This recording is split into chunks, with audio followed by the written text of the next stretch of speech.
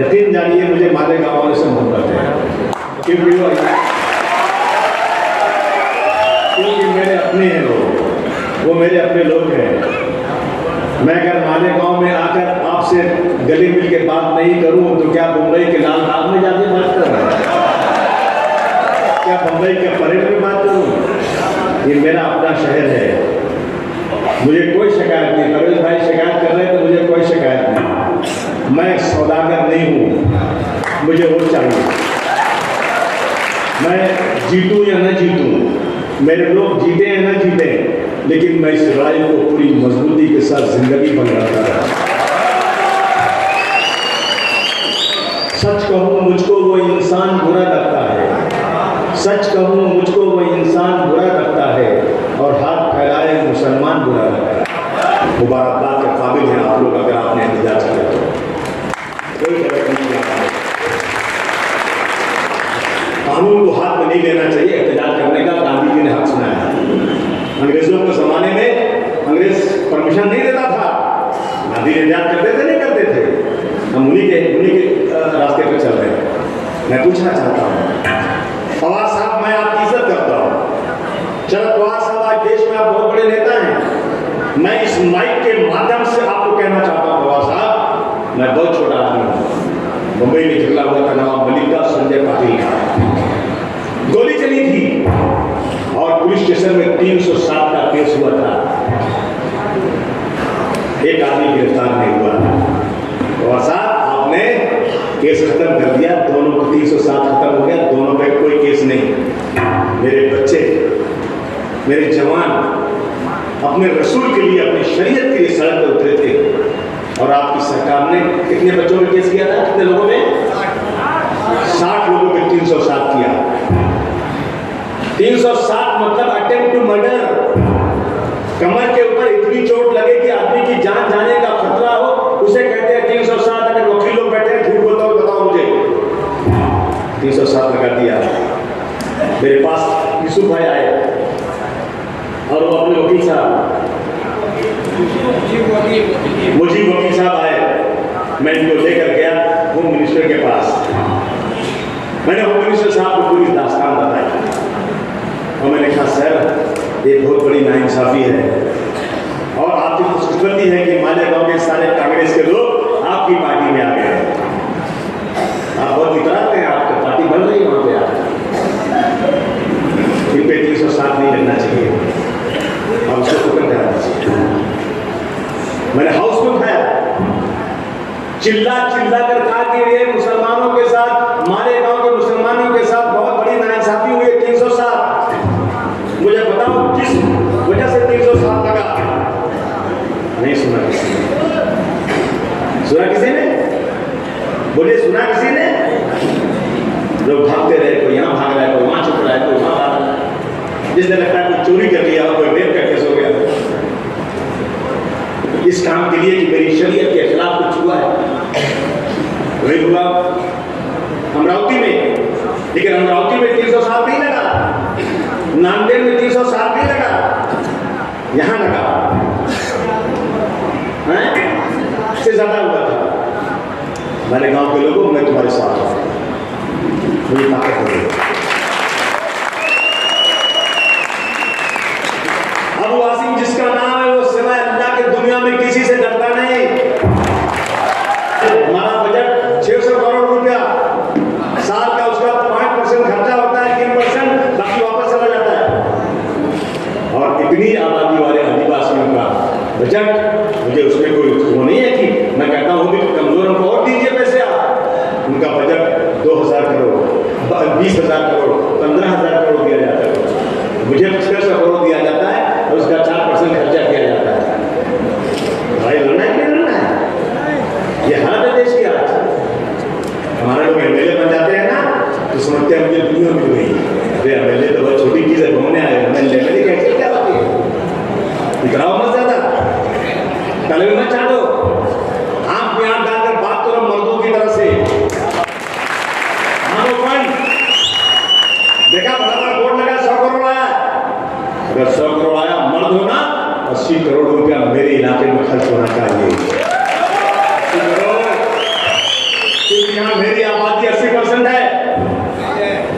और अगर तुमने 80% खर्च नहीं किया ना, मैं समझूंगा कि तुम तलवे चाटुए में हो। और क्या बोलूं मैं,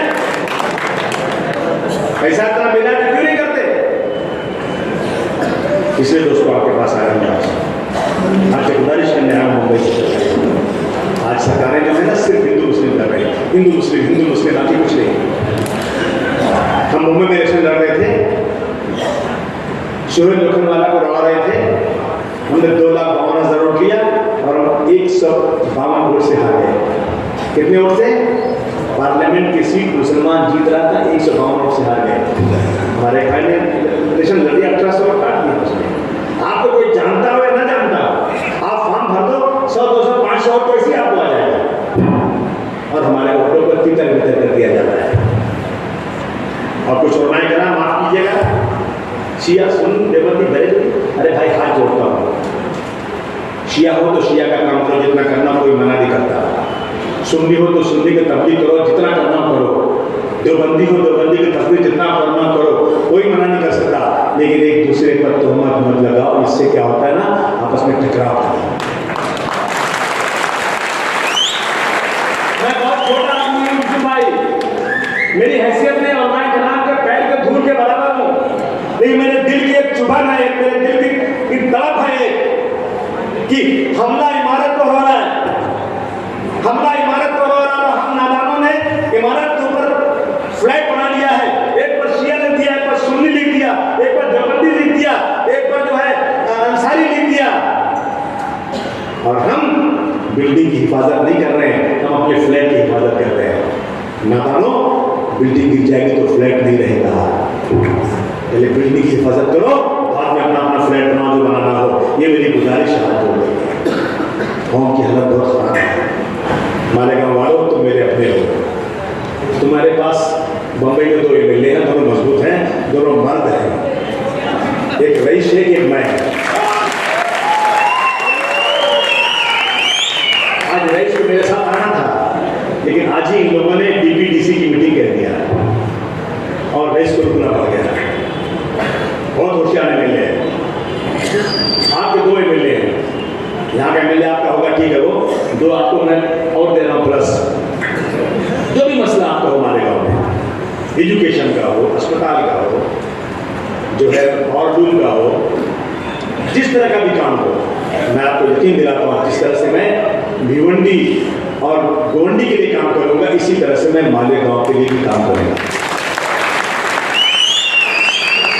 बस मैं मालेगांव के तमाम वर्करों से कहना चाहता हूँ, तमाम पार्टी में काम करने वालों से कहना चाहता हूँ कि एक बार मेरे साथ खड़े हो तो भागना मत। तो मैं 26-27 साल से एक ही पार्टी में हूँ। सत्ता में नहीं आऊँगा शायद, कभी नहीं आऊँगा शायद, कोई बात नहीं, लेकिन अपनी आवाज़ बुलंद करता रहूँगा। मैं किसी का घर, किसी के घुटने टेक कर किसी के सामने तलवे चाहकर मंत्री नहीं बनना चाहता। कुछ मंत्री हैं मुंबई में, लेकिन इनकी लाल बत्ती चोर बाजार वाली है। चोर बाजार वाली लाल बत्ती इसलिए कह रहा हूं ना कि अगर मर्द होते ना तो शरद पवार के सामने जाकर तुम्हारा मुकदमा खत्म करवा देते। 307 का मुकदमा हो ही नहीं सकता। मुझे कोई वकील बता दे कि 307 हो सकता है क्या? नवाब मलिक पे खत्म हो सकता है, संजय पाटिल को खत्म हो सकता है, लेकिन यूसुफ भाई नहीं खत्म हो सकता। क्या मतलब इसका? हमें क्या समझते हो हम जो हैं हमारे गुलाम हैं? हम गुलाम सिर्फ अल्लाह के और किसी के गुलाम नहीं है। इसलिए आपसे कहना आया हूं कि मुझे ताकत दीजिए आप। अगर ताकत आपकी जरूरत नहीं होती ना तो मैं अपना काम कर लेता। मैं आपके पास आके भीख नहीं मांगता, मैं ख्वाब में देखता हूं, मैं सबके सामने हाथी फैला रखूंगा। 25-26 साल से भीख मांग रहा हूं, ताकत दो, ताकत दो, ताकत दो, ताकत दो। तुम्हारी ताकत मेरे पास आएगी ना तो मैं तुम्हारे लिए काम करूंगा, कौम और मुल्क के लिए काम करूंगा। गुजारिश करता हूँ समाजवादी पार्टी को मजबूत कर दो, किसी के बहकावे में मत आओ। दूसरी बात, एक बात और बोल देना चाहता हूँ मैं, यहाँ पर कुछ लोग जो है ना वो राष्ट्रवादी के लोग मेरे लोगों को डरा रहे हैं। बेटा बम्बई से आना पड़ता है।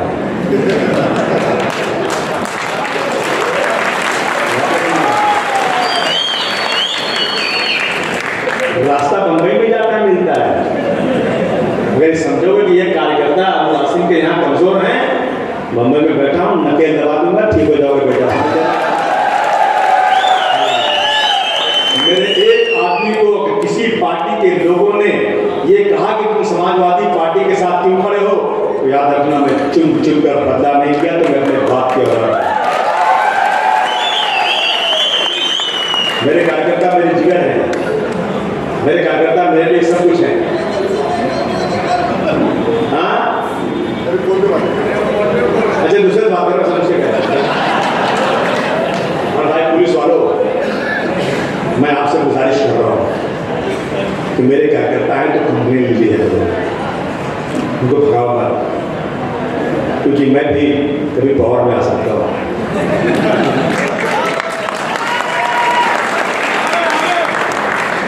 भगाओ मत, राष्ट्रवादी का है तो उसको सलूट करो, मेरा है तो डंडा मारोगे नहीं।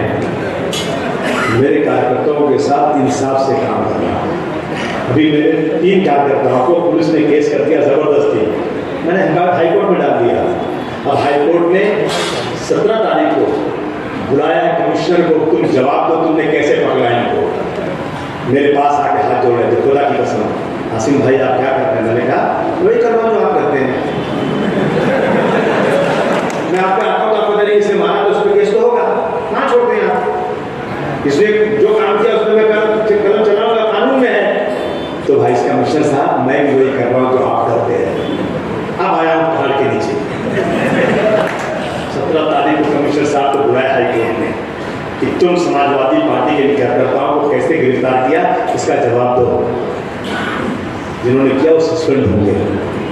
मैं किसी की नौकरी नहीं लेना चाहता, लेकिन मैं किसी की तरफ से बेइज्जती बर्दाश्त भी नहीं कर सकता। मेरा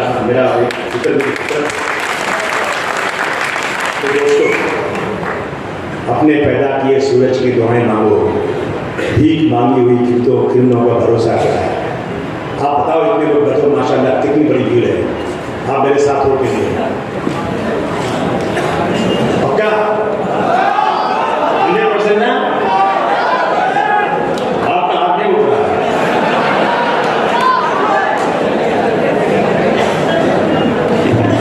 दोनों हाथ उठना चाहिए, दोनों भी हाथ। माफ कीजिएगा मैं ऐसी गुस्ताखी कर पाऊँ मेरे साथ में, लेकिन दिल को खुश करने के लिए कर रहा हूँ कि अगर आप मेरे साथ होंगे मैं ये फोटो दिखाऊंगा मम्मी में कि मालेगांव गया था, राष्ट्रवादी के लोग बहुत लोगों को तोड़ कर ले गए, अब मैं सबको तोड़कर ला सबके हाथ मेरे साथ। एक हलचल बता दो मालेगांव में, और जो भी काम हो भाई मेरे पास 3 आदमी बैठते हैं काम करने के लिए। मैं किसी को मायूस नहीं करता, जितना मैं कर सकता हूँ। अस्पताल में इलाज करवाना है, पुलिस की प्रॉब्लम है, सरकार से कुछ काम करवाना है, इन सब काम के लिए एनी टाइम आप लोग मुझे फोन कीजिए, मुझे खुशी होगी। हाँ खाली मेरी हाथ चल दी मत फोन करिएगा। फोन कर आज समझ रहा हूँ, अरे आपकी याद आ गई, मुझे इतना काम रहता है, क्या इतना काम रहता है भाई। तो मैं कहता भाई काम बताओ ना, काम कुछ नहीं भाई, इसी हाथ क्या आता है, कैसे आप तो था नहीं बुरा मानिए, क्या टाइम नहीं है ना। आप काम के लिए 1 घंटे बात करेंगे ना, खुदा की कसम मैं तैयार हूँ, मैं कभी ना नहीं हूँ। जब आप करिए ना तो मेरा आदमी पूछेगा आपसे कि भाई आपको क्या काम है, नहीं आपसे मैं तो हम बताएंगे नहीं, तो लाइन नहीं देगा। क्या नाम है, मालेगांव से बोल रहा हूँ, मुझे अब्दुल आसिम से अपने लिए ये मसले में बात करना है, तो फटक दे देगा लाइन, और नहीं देगा तो फौरन फोन लगा के देगा 100 टका। और आप नहीं बताएंगे कुछ ना तो फिर माफ करना, आपको मेरे को गुस्सा आएगा। मैं आपको प्रैक्टिकल बता दे रहा हूँ पहले से। आप आए, आपने मेरी बातें सुनी। यूसुफ भाई कई बार मेरे पर आ चुके हैं अपने काम लेकर के। यूसुफ भाई जो भी आप लोगों ने आज मुझे दिया है, मैं सबका इंशाअल्लाह मेरी तरफ से कार्रवाई करूँगा। और 19 तारीख से असेंबली शुरू हुई नागपुर की, मैं इन तमाम मसलों पर कोशिश करूँगा कि मैं असेंबली में सरकार से सवाल करूँ, और आपको पूरी वीडियो